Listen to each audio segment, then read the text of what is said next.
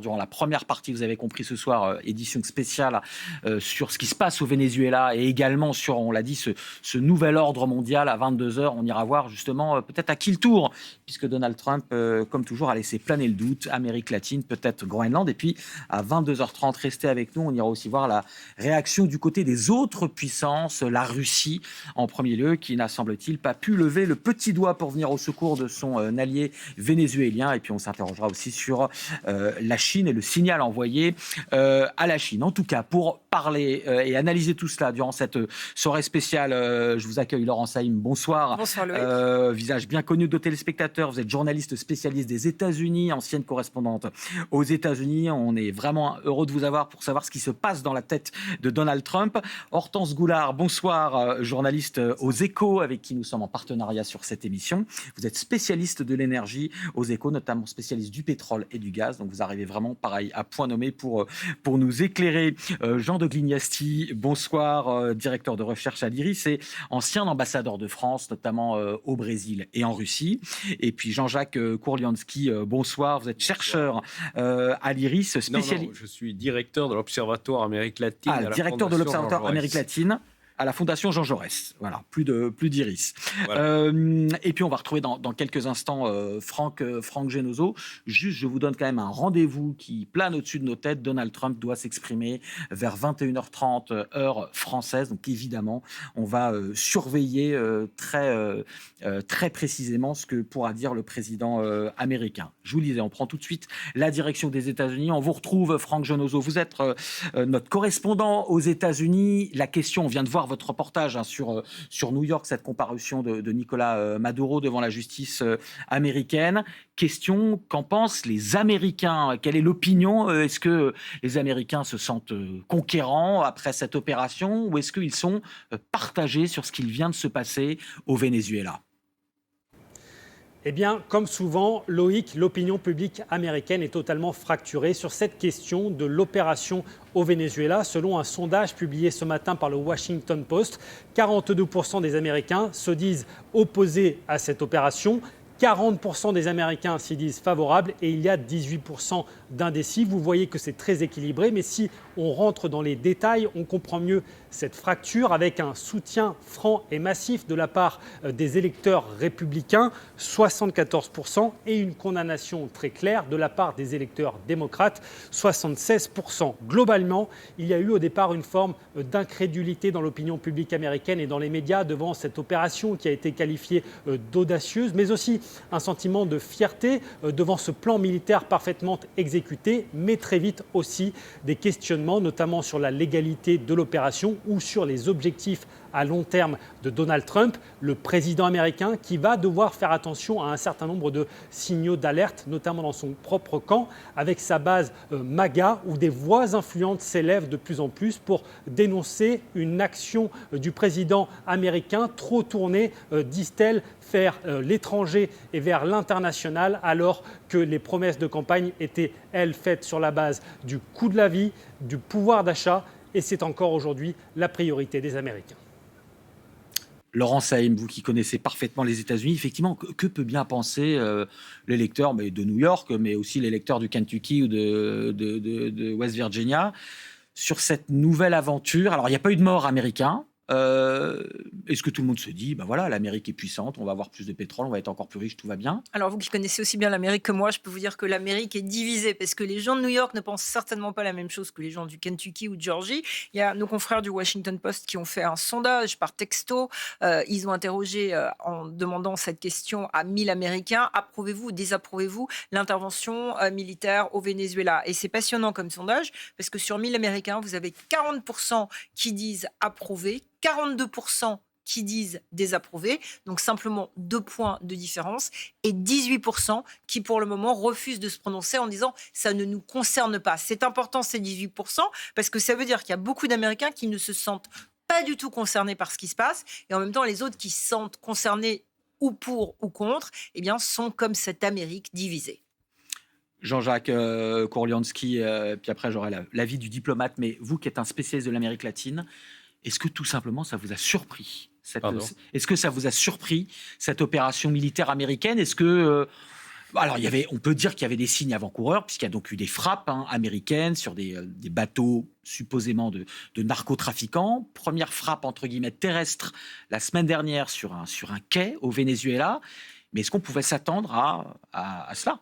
On pouvait s'attendre à quelque chose. Le président des États-Unis, les États-Unis ne pouvaient pas déployer 15 000 soldats, un sous-marin nucléaire, le porte-avions le plus important du monde, simplement pour couler des vedettes qui d'ailleurs étaient présentées comme des vedettes transportant de la drogue vers les États-Unis et émanant du cartel du Soleil, qui est la définition donnée du Venezuela, du gouvernement vénézuélien par le président des États-Unis. Alors, s'attendre à l'enlèvement d'un chef d'État, c'est un peu gros. On s'attendait à des bombardements, effectivement, qui ont eu lieu d'établissements militaires, des bombardements de lieux qui pouvaient être présentés comme des lieux de stockage de cocaïne. Et l'enlèvement du président, c'est d'un président d'un pays membre des Nations Unies, comme les États-Unis, c'est effectivement un événement qui est extrêmement lourd de conséquences pour l'avenir des relations internationales, une remise en cause frontale et brutale de l'ordre international né après la Seconde Guerre mondiale, qui peut par ailleurs créer un précédent. Bon, qu'est-ce qui empêcherait maintenant la Chine de se saisir de Taïwan, le Pakistan du Cachemire, Netanyahou de coloniser encore un peu plus la Cisjordanie. Disons qu'il y a un précédent. On en parlera justement en fin d'émission. On ira voir aussi ce qui peut se passer dans la tête justement des voilà, Chinois. Donc pour résumer, si vous voulez, on s'attendait à quelque chose, d'autant plus qu'il y avait évidemment, comme l'avait dit, des signes avant-coureurs. Il y avait ce déploiement des forces américaines, il y avait ce qu'on avait bien perçu, que Trump s'assoit sur le droit international, mais c'est vrai qu'il y a un seuil qui a été franchi, un seuil qui est assez lourd. Enlever un chef d'État qui est membre de l'Organisation des Nations Unies, on peut penser ce qu'on veut de Maduro, comme on peut penser ce qu'on veut du président de la Corée du Nord ou du responsable de l'Arabie Saoudite ou d'autres États qui ont des modes de fonctionnement qui sont assez peu démocratiques. Mais en fait, ce n'est pas tellement ça qui est en jeu. On le voit dans ce qui est reproché par la justice américaine au président ou l'ex-président vénézuélien. Bon, c'est une question qui est liée au narcotrafic.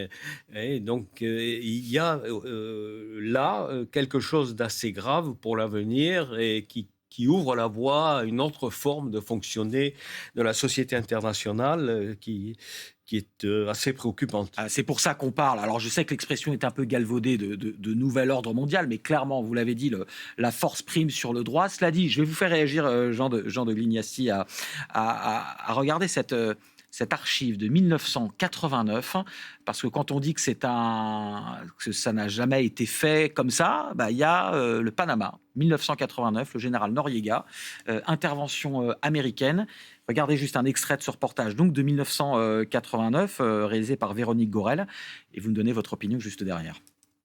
Ce soir, les troupes américaines encerclent toujours l'annonciature apostolique de Panama. Depuis dimanche, elle abrite Manuel Antonio Noriega, l'ancien homme fort du pays. Au nom d'une longue tradition de protection, l'Église refuse de livrer Noriega aux États-Unis. Plusieurs pays latino-américains ont été contactés par les représentants du pape pour tenter de trouver une terre d'exil à l'ancien président. Mais Washington exclut la possibilité pour le dictateur déchu d'obtenir un sauf-conduit pour se rendre à l'aéroport et quitter le pays. Alors finalement, quelques jours plus tard, le général Noriega se rendra aux Américains. Énorme opération, Jean, à l'époque, 27 000 soldats américains, 500 morts dans cette opération, mais 27 000 soldats américains qui participent à l'enlèvement. Enfin, alors là, il est isolé et puis il va se rendre quelques jours plus tard. Donc, quand on dit ça, c'est un précédent, c'est du jamais vu ce qui s'est passé au Venezuela avant-hier. Il y a eu des précédents. Il y a beaucoup de précédents de violations du droit international. Et paradoxalement, d'ailleurs, Panama, c'est peut-être le moins critiquable parce que le canal de Panama lui-même avait un statut de propriété un peu particulier où les États-Unis étaient quasiment propriétaires du canal. Donc à l'époque, l'analyse politique était plus compliquée que maintenant. À mon sens, maintenant, c'est très clair, c'est une violation massive du droit international. Mais il y a eu l'Irak, il y a les territoires occupés qui devaient être libérés depuis 1967. Il y a beaucoup de choses. Donc, mais ce coup-ci, ça apparaît quand même un peu comme le dernier clou dans le cercueil de l'ordre international établi après la Deuxième Guerre mondiale, comme vous l'avez dit. Alors, on va continuer à débattre de tout cela, mais pour que tout soit complet, Donald Trump ne fait pas ça pour rien ou juste pour la morale. Encore une fois, ce que vous disiez, quoi qu'ait fait Nicolás Maduro, qui était un dictateur dans son pays et qui avait un régime extrêmement autoritaire. Donc, j'allais dire, personne, ou en tout cas dans le monde occidental, ne pleure vraiment sur le sort de Nicolás Maduro. D'ailleurs, on ira au Venezuela, la population s'est plutôt réjouie majoritairement de son départ. On va voir que le régime est toujours bien en place, mais surtout, les idées derrière, c'est le pétrole. Alors, on va évidemment vous donner quelques clés de compréhension. Regardez d'abord ce reportage de Gaspard de Florival, et puis on en parle avec vous, Hortense, juste derrière. Au cœur des ambitions américaines au Venezuela, l'or noir. Quelques heures après l'intervention militaire, Donald Trump ne s'en est pas caché.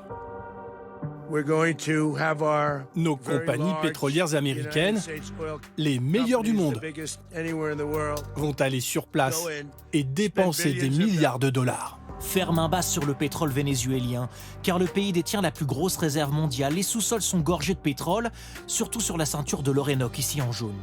18% des réserves mondiales, devant l'Arabie Saoudite ou l'Iran.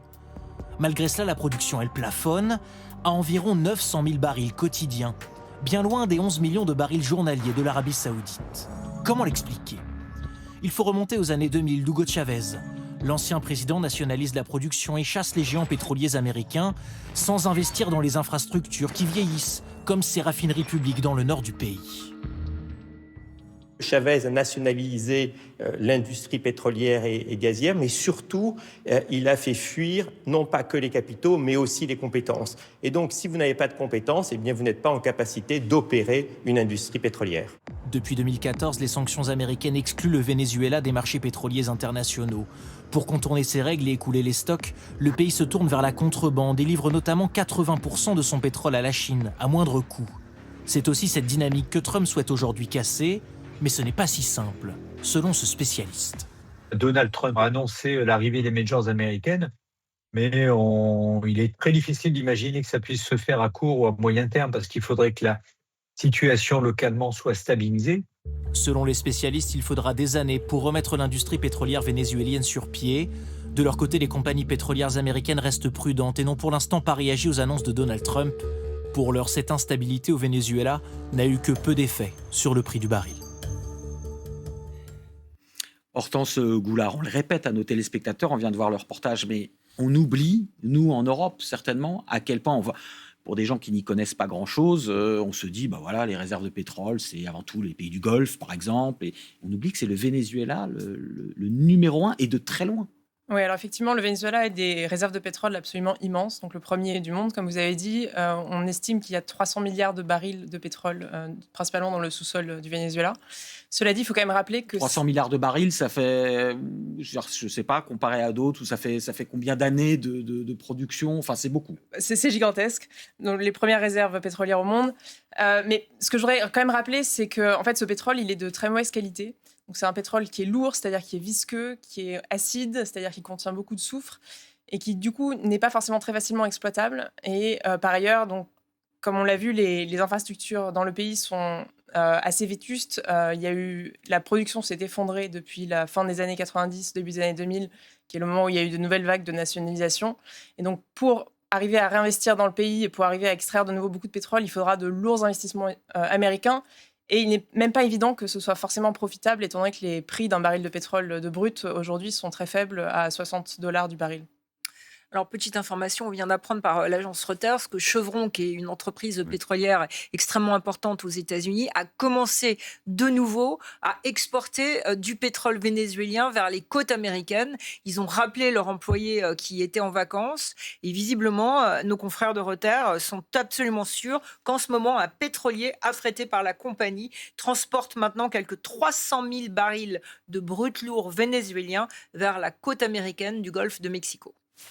Alors là, on est au cœur du dessous des cartes, c'est-à-dire qu'on peut dire tout ce qu'on veut, on va le voir, mais Donald Trump n'apporte pas la démocratie au Venezuela, on l'a compris là très rapidement ces 24 dernières heures. On en revient au nerf de la guerre, l'argent et les ressources, et donc là le pétrole. Chevron avait obtenu des autorités américaines une dispense d'application des sanctions, même avant, c'est-à-dire au moment de la nationalisation, au début des années, c'était 90, par Chavez. Donc Chevron, à partir du moment où il a trouvé une solution qu'il estimait satisfaisante et qu'il a pu plaider auprès des autorités américaines que finalement c'était utile à l'Amérique et utile à Chevron, il a eu en fait sa dispense. Les autres entreprises ont refusé de s'associer, les autres, par exemple Exxon, ont refusé de s'associer 50-50 en donnant une voix de plus aux Vénézuéliens. Et donc, du coup, elles sont parties et elles ont plaidé pour l'application des sanctions puisqu'elles ne participaient plus à la production. Mais tout ceci conduit à un point, c'est qu'à partir du moment où vous sauvegardez les intérêts économiques américains, finalement, le régime importe pas beaucoup. Juste pour poursuivre le débat, regardez, on a retrouvé une petite archive de nos confrères de l'INA de 1974, signée par un certain Pierre Lescure, à l'époque jeune reporter. Regardez cette courte archive et ce que ça dit, notamment des relations vénézuélo-américaines. Deux grandes sociétés américaines possèdent à elles seules 70% de la production de Maracaibo. Les États-Unis ont investi ici 6 milliards de dollars, la moitié de leurs investissements pour l'Amérique latine. Bientôt, ils devront abandonner à l'État vénézuélien, sans indemnisation, les installations destinées au forage, à l'exploitation, au raffinage et au transport du pétrole. Voilà, les Américains devront abandonner aux Vénézuéliens. Alors on sait que ce processus de nationalisation du pétrole vénézuélien au détriment des États-Unis commence dans les années 70. Est-ce que ça veut dire que les Américains ont de la mémoire et qu'ils ont la rancune tenace ? Oui, quand on s'attaque à leurs intérêts économiques, oui, absolument. Sur le plan politique, si on le voit très bien d'ailleurs, parce que c'est Trump lui-même qui a dit que finalement, si Madame Rodriguez faisait ce qu'il fallait, ça irait. Elle-même d'ailleurs a dit qu'elle était prête à coopérer avec les Américains. Madame Rodriguez, qui est la vice-présidente, qui est devenue présidente aujourd'hui, voilà. Elle a prêté serment. Voilà, et dont finalement les Américains semblent s'accommoder à partir du moment où elle coopère avec les États-Unis, notamment dans ce domaine central qui est le pétrole. Donc, je crois qu'on risque d'en terminer là avec la rentrée des entreprises américaines qui ont la mémoire longue et qui reprendront des intérêts dans le pétrole. Ce qui est intéressant, c'est que dans la radicalisation extrême qu'est l'Amérique, il y a une Amérique pro-Trump, une Amérique anti-Trump, Chevron fait partie de la radicalisation, notamment dans une ville comme New York, où il y a un procès qui, pendant 20 ans, a absolument passionné l'Amérique verte, l'Amérique qui défend l'écologie, de Chevron, accusé de ne pas avoir fait au moment où l'entreprise s'appelait Texaco, en Équateur, assez pour boucher des puits de pétrole suite à des forages. Et il y a eu, au cours des 5 et 10 dernières années, des activistes qui sont devenus des vraies vedettes dans la génération jeune, dans la génération démocrate, combattant Chevron. Et Chevron a toujours été assimilé à une entreprise qui ne veut faire que de l'argent, qui ne s'occupe pas de reboucher les forages qu'ils ont faits dans la jungle équatorienne. Ça a passionné les gens. Et donc le fait que Chevron publiquement ce soir, d'une certaine manière, collabore avec l'administration Trump pour tout de suite, même pas 5 jours après les faits, 4 jours après les faits, exporter du pétrole, va aussi alimenter un débat sur, aux États-Unis, les pro-Trump, les anti-Trump, c'était bien ou pas de faire ça. Finalement, les Américains ne sont allés là-bas que sur le pétrole, que pour le pétrole. Et il va y avoir des opposants, surtout dans la ville de New York, dirigés par Zoran Mandani, disant voilà, c'est absolument inacceptable ce qui s'est passé, on ne pense à rien d'autre qu'au pétrole. Hortense, sur le pétrole, on parle d'un nouvel ordre mondial ou pas, mais en tout cas sur lequel la force prime sur le droit. C'est peut-être pas tout à fait nouveau, mais là ce soir on en est bien sûr. Encore une fois, quoi qu'on pense du régime autoritaire ou dictatorial de Nicolas Maduro. Sur le pétrole, est-ce qu'il y a aussi là une forme de nouvel ordre mondial, parce que est-ce que ça peut rebattre les cartes complètement, que ce soit sur les pays du Golfe, que ce soit sur la Russie, on en parlera en fin d'émission, mais voilà, est-ce qu'il y a un nouvel ordre pétrolier Oui, mondial? alors donc, je disais tout à l'heure que les raisons économiques de cette intervention américaine au Venezuela sont peut-être pas tout à fait évidentes, justement à cause des coûts élevés du pétrole vénézuélien.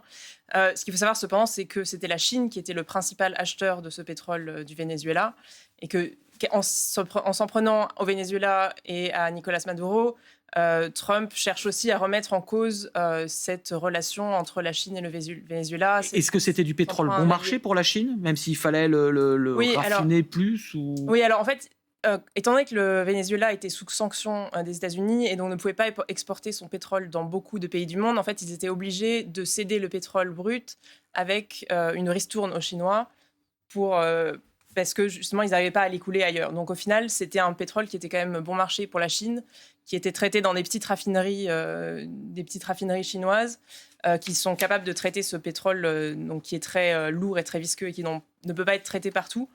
Et donc, il y avait cette relation peut-être pas très forte au niveau commercial entre la Chine et le Venezuela, parce que ce n'était pas un grand partenaire commercial de la Chine, mais qui était quand même important au niveau géopolitique. Et donc, je pense que c'est à ça aussi que s'en prend Trump. Jean-Jacques Kourlianski, encore une fois, on reparle de ce nouvel ordre mondial, géopolitique ou pétrolier. Qu'est-ce que ça peut redessiner en Amérique latine notamment ? Oui, enfin, pour revenir au pétrole, il n'est pas anodin pour les États-Unis qui n'ont pas besoin de pétrole. Ils sont premiers producteurs mondiaux de pétrole, mais de contrôler le marché du pétrole, donc de contrôler les réserves vénézuéliennes et les ouvrir et les fermer en fonction de leurs intérêts dans la région, de leurs intérêts énergétiques. Bon, la répercussion de ce qui se passe, c'est la question que vous me posez, la répercussion de ce qui se passe actuellement au Venezuela, en Amérique latine, il y a deux types de réactions. Vous avez les alliés de Donald Trump, comme Javier Milei, le président argentin, qui s'est félicité de la chute d'un dictateur. On trouve les mêmes réactions au Paraguay, en Équateur, au Salvador, enfin dans les pays qui sont dans l'orbite des États-Unis. En ce qui concerne les pays considérés comme les derniers représentants de la vague de gauche, comme on l'avait défini il y a quelques années, donc le Brésil, la Colombie, l'Uruguay, le Chili, le Mexique, auquel s'est joint Cuba, et le président du gouvernement espagnol, ce qui est assez intéressant, ils ont fait hier une déclaration commune, non pas sur le caractère du régime, mais sur le droit international, sur la nécessité de respecter le droit international. Alors, ça veut dire que l'Amérique latine est divisée, mais ça veut dire aussi que l'Europe est divisée. Si vous prenez la déclaration telle qu'elle est, à laquelle s'est associé le président du gouvernement espagnol. Et si vous prenez en regard la déclaration du président français, vous trouvez deux types de déclarations totalement, deux positionnements opposés. Et ainsi de suite. Emmanuel Macron qui n'a pas voulu trop condamner les États-Unis dans un premier temps et puis qui s'est un petit peu rangé sur l'aspect européen, libération, etc. Alors que c'est le cadet des soucis du président Trump. Rappelez-vous, quand le prix Nobel de la paix a été attribué à Maria Corina Machado, ce qui lui a donné un coup de pouce pour la présenter à l'opinion internationale comme la représentante de l'opposition, quelle a été la réaction de la Maison-Blanche ? Si vous vous reportez au communiqué officiel, le comité Nobel fait de la politique. Bon, et il y en a une nouvelle couche, Trump en a ajouté une nouvelle couche hier, quand il a dit « Maria Corina Machado ne contrôle rien ». Et effectivement, elle a appelé à des manifestations hors du Venezuela, et donc, au Venezuela. Ça, c'est intéressant pour qu'on en débatte. Il y a donc une prix Nobel de la paix qui pourrait être une successeur légitime, je ne sais pas, elle n'a pas été élue par les urnes. Mais enfin bon, il y a cette femme, prix Nobel de la paix. On pourrait se dire que Donald Trump, qui veut apporter la paix au Venezuela, encore une fois un pays corrompu dans un système ultra-autoritaire ou une dictature, l'Amérique apporte les lumières et la paix. C'est pas du tout ce qui se passe. Ce qui est reproché devant les tribunaux à Nicolás Maduro, c'est pas du tout d'avoir falsifié le résultat des élections l'année dernière. Ça aurait pu être éventuellement un acte d'accusation à l'époque de Joe Biden ou même sur les droits de l'homme. Et c'est pas du tout le cas. La liberté. Mais là, on se trouve face à un président, un chef d'État qui a rompu avec ce type de discours et qui se situe par rapport à l'Amérique d'abord. Ouais, non, donc, je crois pas. Moi, je suis pas d'accord avec totalement votre analyse parce que effectivement, on peut être d'accord avec cette vision. Trump ne pense qu'au pétrole, mais à la fois sous l'administration Biden et sous cette administration, et c'est vraiment l'un des seuls points qu'ils ont eu en commun, Joe Biden et Donald Trump, dans une détestation absolue qu'on a souvent racontée, c'est quand même la lutte contre la drogue. Et ça, c'est pas de la manipulation, c'est des faits. Je parlais oui, mais il faut quand même parler. Vous m'avez coupé au moment où je développais mon argumentation. Je dis que Trump n'a pas fait ce qu'il a fait le 3 janvier pour rétablir la démocratie au Venezuela. Il a parlé de narco-terrorisme. On est très loin des discours qui étaient tenus auparavant par les administrations, qu'elles soient républicaines ou démocrates, qui étaient fondées sur le rétablissement de la démocratie. Alors moi, je pense qu'on ne sait pas tout ce qu'a fait Donald Trump et que au fur et à mesure des heures et des jours qui viennent, on verra de quelle manière les choses se sont véritablement passées avant l'opération militaire. On sait par exemple, et ça a été confirmé par plusieurs de nos confrères américains qui ont eu des responsables au téléphone, qu'il y a plusieurs deals qui ont été offerts à Maduro, que Maduro les a toujours rejetés, que le dernier deal, c'était, paraît-il, la veille de Noël, avec les conseillers sur place au Venezuela, disant à Maduro, maintenant, avant l'intervention, parce qu'on va vraiment faire quelque chose, on est encore en mesure de vous proposer une sortie. On ne sait pas. Mais ce que je voudrais bien dire, parce que c'est très facile de dire Trump n'a été là-bas au Venezuela que pour le pétrole. C'est vrai, il l'a dit. Il ne pense qu'à ça. Il le revendique, ça fait partie de son plan. Mais il n'y a pas que ça dans la tête de Trump et dans la tête des gens qui ont décidé ça. Il y a basé sur des années d'expérience de l'agence qui lutte contre la drogue, du FBI, de la CIA, des rapports disant que Maduro était à la tête d'un réseau de drogue, à la tête d'un cartel qui s'appelait Los Soles. Ça a été documenté que dans l'acte d'accusation, quand vous le lisez, et encore une fois, on peut dire « Ah ben non, c'est les Américains, c'est machin ». Non, il y a un acte d'accusation de la justice qui dit, voilà, il est accusé d'avoir facilité le transport de cocaïne, il est accusé d'être à la tête d'un cartel qui a fait des morts, il est accusé avec sa femme d'assassinat politique, de corruption liée à la drogue. Donc il y a quand même. C'est tout ça qu'on va voir durant le procès. Bien sûr, mais encore une fois, il y a quand même une dimension dans la tête de Trump d'essayer d'enlever quelqu'un d'un pays. Alors on peut évidemment critiquer l'ingérence, mais c'est pas non plus le bon Maduro contre le méchant Trump. Et il faut faire attention à ça, parce que dans la détestation générale que tout le monde a souvent en Europe de Donald Trump, et encore une fois, moi je donne les faits, je ne suis pas là pour dire il est bon, il est méchant, etc. Ça ne m'intéresse absolument pas, mais il y a quand même des faits. Joe Biden a pris la tête de Maduro pour 25 millions de dollars, et il n'y a aucun Américain qui travaille sur la lutte contre la drogue qui ne va pas vous dire mais Maduro n'était pas impliqué à un moment donné dans le trafic de drogue. Et c'est pour ça que pour poursuivre le débat... Deux remarques sur votre propos. La première, sur est-ce que ça annonce une croisade des États-Unis contre les trafiquants de drogue, même s'ils sont chefs d'État dans le monde entier? Donc, est-ce qu'il s'agit d'un premier pas vers une destitution, un enlèvement de chefs d'État en Amérique latine, en Asie, dans le Triangle d'Or, un peu partout? Est-ce que Donald Trump se pose en leader de nettoyage du monde de tous les trafiquants de tout le narcotrafic, oui. Mais vous avez raison de poser cette question, parce que je vais vous répondre avec des faits. À cette question, Donald Trump a répondu et il dit... Et la deuxième point, laissez-moi terminer. il y avait deux points. Je finissez juste, voilà. Et ensuite, vous pourrez défendre Donald Trump. C'était pas le cas. Je ne conteste alors, pas vos compétences. Le dernier point, Jean-Jacques. Je conteste simplement votre refus d'un dialogue dans le respect de ce que je dis. Votre dernier point, Jean-Jacques. Écoutez. Je vous laisse parler, je vous écoute. Voilà.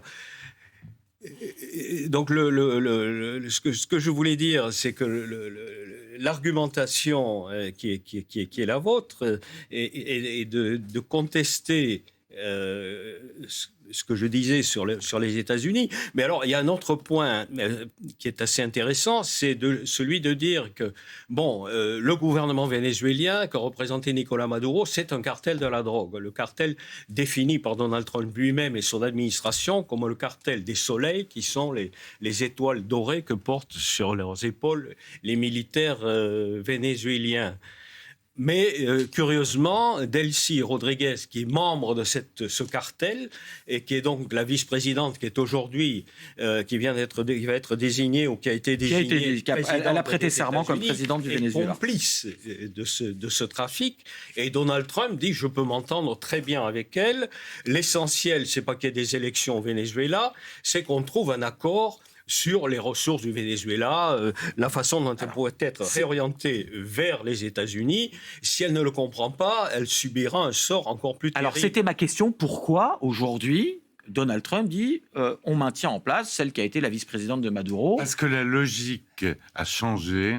Les Américains ne veulent plus de régime change. C'est ça. Alors effectivement, il y a la préoccupation pétrolière, la préoccupation narcotique, mais à la limite, le régime importe peu à partir du moment où il respecte ses préoccupations américaines et où il respecte ses deals avec les États-Unis. Exactement. On enlève le personnage problématique. On n'est plus au temps du régime change. En une minute, je voudrais simplement répondre à votre argumentation parce que moi, je déteste l'éditorialisation. Je suis simplement là pour parfois, de manière factuelle, dire ce que les gens qui sont au pouvoir dans n'importe quelle démocratie disent et savoir si c'est vrai ou pas. En ayant suivi Donald Trump, je peux vous assurer que dans sa tête, c'est une vision personnelle qu'il a de lutter contre le trafic de drogue. On peut dire c'est bien ou c'est pas bien. Moi, je suis pas là pour dire. Si vous êtes dans sa tête, moi je suis pas dans sa tête. Je l'ai suivi pendant un an et j'ai sacrifié beaucoup de choses pour le suivre dans tous les meetings. C'est quelque chose qui fait écho à beaucoup d'électeurs américains. Et arrêtez votre éditorialisation de dire que quand on donne les faits, on est pour quelqu'un. Ce n'est pas le cas. Quand on donne les faits, on dit voilà, ça s'est passé comme ça. Et Donald Trump a dit à plusieurs reprises qu'il voulait aller au Mexique pour démanteler les cartels. Il l'a dit, il ne cessait de le répéter. L'Amérique, quand vous la visitez, elle est touchée dans les petites villes par une crise terrible. Fin août, j'étais en Alaska, à Anchorage. Tout le monde pense que l'Alaska, c'est comme le National Geographic, etc. À Anchorage, vous avez des gens qui sont des zombies dans les rues tellement ils sont drogués. Il y a une épidémie de drogue aux États-Unis. Donald Trump a fait campagne là-dessus. C'est un fait et c'est quelque chose en tant que journaliste qu'on dit factuellement. Ça ne veut pas dire qu'on cautionne Donald Trump. Et moi, j'en ai un peu assez dans les plateaux télé de chaque fois qu'on rappelle les faits, qu'on me dise vous êtes pro-machin ou vous êtes contre machin. Alors justement, on va revenir pour avancer. Ça va nous permettre d'aller, pas dans la tête de Donald Trump, de voir cette opération spectaculaire. On va juste revenir sur minute par minute ce qui s'est joué à Caracas durant cette nuit d'opération. Regardez ce reportage de Stéphanie Pérez. Vous allez voir, c'est sidérant, le minute par minute de cette opération millimétrée qui, à tous les niveaux, en tout cas opérationnel, militaire, médiatique aussi, est un succès indéniable. On regarde. Il est aujourd'hui le prisonnier le plus célèbre des États-Unis. Nicolás Maduro, menotté, escorté par des agents américains de la lutte anti-drogue. Quelques heures avant son arrestation, il portait encore son costume de président, recevait un émissaire de son allié chinois dans son palais présidentiel. Il ne le savait pas, mais son sort était scellé. Vendredi soir, avec son épouse, il se trouve dans un lieu ultra sécurisé à Fuerte Tiuna, le quartier général des forces armées vénézuéliennes. Nicolás Maduro change régulièrement de résidence. Ce qu'il ignore, c'est qu'une taupe de la CIA dans son entourage depuis des mois informe les États-Unis de sa position. Ce qu'il ignore également, c'est que Donald Trump, à des milliers de kilomètres de là, en Floride, donne le feu vert à l'opération, car la météo est favorable. Il est 22h46. L'armée américaine plonge Caracas dans le noir. 150 avions, drones, hélicoptères décollent de 20 bases. 1h50, les premières explosions. partie du complexe où le président s'abrite est visée. Les hélicoptères des forces spéciales américaines volent très bas. Ils se positionnent au-dessus de sa résidence. L'unité d'élite Delta Force est chargée d'aller capturer Nicolás Maduro dans la pièce où il se trouve. Nos équipes de renseignement au sol et dans les airs donnaient des informations en temps réel pour que les agents à l'intérieur progressent sans risque inutile. Les soldats progressent d'autant plus vite qu'ils connaissent le plan du bâtiment. Et pour cause, ils répètent l'opération depuis des semaines, dans une réplique exacte construite dans le Kentucky aux États-Unis, grâce aux renseignements accumulés depuis 6 mois. La rapidité de l'opération prend les Maduro par surprise. Ils n'ont pas le temps de rejoindre leur bunker sécurisé et sont arrêtés sans résistance, comme le raconte Donald Trump, qui n'a manqué aucun détail. Il a essayé de rejoindre une pièce sécurisée. Vous savez, une pièce entourée d'acier massif. Il a essayé d'y entrer, mais nos forces ont été trop rapides. Pour mesurer la puissance de l'assaut, ces images satellites. Le complexe militaire avant, puis après les frappes. Plusieurs bâtiments sont pulvérisés. Une trentaine de Cubains chargés de la sécurité présidentielle auraient été tués selon les autorités à Cuba. L'opération a duré 2h20, sans perte côté américain. À 4h29, le président Maduro et sa femme sont exfiltrés vers ce navire de guerre positionné au large. Après une escale sur la base américaine de Guantanamo à Cuba, direction les États-Unis, et Donald Trump publie cette photo du président déchu, un cliché qui fait le tour de la planète, sidéré.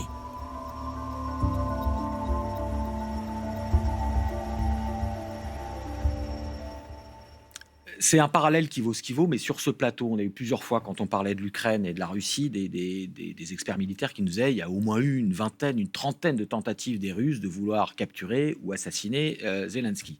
Là, les Américains, ils font une opération sans bavure. Est-ce que voilà, c'est pas la première armée du monde pour rien. On rappelle, le budget militaire américain, c'est plus que les 10 pays, que les budgets militaires des 10 pays qui les suivent. Donc, seule l'armée américaine est capable de faire ça. Alors, elle a subi dans le passé, on se souvient dans le désert à Téhéran, quand ils ont raté des opérations, ils ont essayé de libérer les 50 otages et l'hélicoptère s'est écrasé dans une tempête de sable. Non, cette fois-ci, c'est très bon. D'ailleurs, les 1000 blogueurs, les réseaux russes militaristes qui appuient en principe Poutine ont noté que les Russes n'avaient pas réussi à attraper Zelensky alors que les Américains attrapaient Maduro. Donc c'est clair que le décalage est frappant. Est-ce que sur la puissance américaine, est-ce que Nicolás Maduro, puisque c'est ce dont vous parliez juste avant, Laurence, vous disiez qu'il y avait eu des tentatives de deal, les Américains avaient proposé différents deals à Maduro, puisqu'on a compris que c'est pas forcément les droits de l'homme qui guident la politique américaine, mais pourquoi Nicolás Maduro n'a pas senti quand même les signes? Il y en a eu des signes avant, on a redit, les attaques sur les bateaux de narcotrafiquants, première frappe terrestre la semaine dernière. Alors, il était complètement aux fraises, Nicolás Maduro, sur les renseignements et puis sur sa vision du monde? Non, c'est une très bonne question parce qu'il y a nos confrères du Washington Post et du New York Times qui ne cessent de se dire mais qu'est-ce qui s'est passé? Et visiblement, des officiels disent qu'à un moment donné, Donald Trump a été très énervé avec son conseiller en charge de la sécurité intérieure, Stephen Miller, de voir sur les réseaux sociaux Maduro danser, be happy. Il avait fait une chanson cet automne dans un meeting assez provocatrice où on le voyait danser Bob Marley et faire chanter la foule alors qu'il était déjà sous menace américaine et que les Américains... Parce qu'il se moquait de Donald Trump en faisant ça ou alors il était insouciant? Il était insouciant, mais il avait visiblement dans ses posts qu'il mettait sur les réseaux sociaux une attitude provocatrice avec un discours comme les responsables de l'administration Trump disent anti-impérialiste, que ça aurait été beaucoup énervé aussi Donald Trump de voir Maduro qui, dans la tête de Donald Trump, est un narcotrafiquant ou en tout cas favorise le trafic, de le voir comme ça danser et chanter sur les réseaux et d'une certaine manière se moquer de toutes les menaces et de toutes les injonctions que disaient des responsables américains sur place. Le niveau d'infiltration américain au Venezuela est quand même quelque chose qui va intéresser tout journaliste d'investigation dans les prochaines semaines. Encore une fois, fois, je rappelle que la tête de Maduro était mise à prix 25 millions de dollars. Ça avait été un chiffre qui avait été revu à la hausse par l'administration Biden en 2019. D'une certaine manière, ils ont fait une chasse au renseignement en disant vous nous donnez quelque chose, vous nous dites où il est et vous allez gagner des dizaines de millions de dollars. Il y a eu de l'infiltration sur place et ça a été confirmé par les gens qui commencent à travailler sur de quelle manière cette opération s'est montée. Opération qui s'est montée non pas sur des jours, mais des semaines, voire des mois d'infiltration sur le terrain. Et encore une fois, on connaît la capacité unique sur la planète en termes de renseignement des Américains. Jean-Jacques Orlianski, donc pas de victimes côté américain, en tout cas, c'est annoncé par le Pentagone. Il y a eu des morts au Venezuela. On ne sait pas encore s'il y a et combien de morts civiles. On a eu des chiffres d'environ 90 soldats vénézuéliens tués ou cubains. Il paraît qu'il y a une trentaine de Cubains qui ont été tués dans la garde présidentielle de Maduro. Il y avait des Cubains. Bien, Nicolas Maduro n'était plus dans son palais présidentiel de Miraflores, qui est un bâtiment historique, donc difficile à défendre. Il se trouvait dans un fort militaire protégé apparemment par des policiers ou des militaires cubains. Le ministère de la Défense vénézuélien a reconnu la mort de 32 Cubains qui étaient chargés de la protection de Nicolas Maduro, mais manifestement, compte tenu de l'asymétrie des moyens d'un côté à l'autre, la partie militaire américaine était nettement supérieure et a éliminé tout ce qui permettait à Nicolas Maduro de penser qu'il était dans un lieu sûr. Bon, ça pose après d'autres interrogations sur d'éventuelles filtrations venues de l'intérieur. Trahisons, il y en a très souvent. Sur les lieux, sur le dispositif, comment le commando des États-Unis a-t-il pu entrer aussi facilement et se déplacer en connaissant manifestement les lieux. Donc, bon, ça, je n'ai pas de réponse à cette question, mais de fait, il y a une asymétrie dans les moyens militaires qui était manifeste. Et donc, le résultat ne pouvait être que celui-là. Juste, dernière question avant notre journal de 22h, mais on va continuer la discussion après. On a beaucoup dit, on en revient à Donald Trump sur ce plateau, la présidence chaotique de Donald Trump. Donald Trump, il a un agenda et il y a une stratégie derrière. Chaque mois qui passe, on le voit un petit peu plus. C'est un président inclassable, mais il y a une stratégie qui est suivie et qui n'est pas du tout chaotique. Elle est brutale, mais elle n'est pas chaotique. C'est quelqu'un qu'il fallait écouter plus et on est d'une certaine manière journalistiquement tous fautifs de ne pas l'avoir pris suffisamment au sérieux quand depuis l'Iowa en décembre 2023, il commençait à dire voilà ce que je vais faire. Il disait à chaque meeting à des milliers de gens voilà ce que je vais faire, voilà ce que je vais faire. La guerre contre les narcos, une fois que je serai au pouvoir, je ferai ça. La guerre en Ukraine, je l'arrêterai parce que c'est pas notre guerre. Il a défini sa politique étrangère dans des meetings. Tout le monde pensait que, surtout en Europe, Donald Trump ne passerait pas ou Donald Trump était fou. Eh bien, ça nous apprendra à écouter ce que des hommes en campagne disent. Après, encore une fois, c'est un fait, ce n'est pas une opinion. Mais il a dit de manière très primaire ce qu'il est en train de faire en arrivant au pouvoir. Hortense, le mot de la fin pour cette page. Je voulais souligner juste un élément qui est peut-être passé un peu inaperçu, c'est que, donc, comme je soulignais, les réserves de pétrole du Venezuela ne sont pas très faciles d'accès, pas de très bonne qualité. Juste à côté, il y a le Guyana et le Suriname, qui sont deux pays qui ont récemment découvert d'immenses réserves de pétrole. Et apparemment, Nicolas Maduro avait décidé de s'approprier les réserves de pétrole du Guyana en disant, en fait, cette région-là nous appartient, ça devrait faire partie du Venezuela. Donc, c'est peut-être une des raisons pour lesquelles les États-Unis en fait, sont intervenus pour protéger les intérêts américains dans la région plus globalement et peut-être pas uniquement à l'intérieur du Venezuela. Eh bien, on en revient à ce qu'on disait, il y a de la suite dans les idées, évidemment, et derrière l'apparente image de chaos, de décision à la hâte, ce n'est pas du tout le cas. Vous restez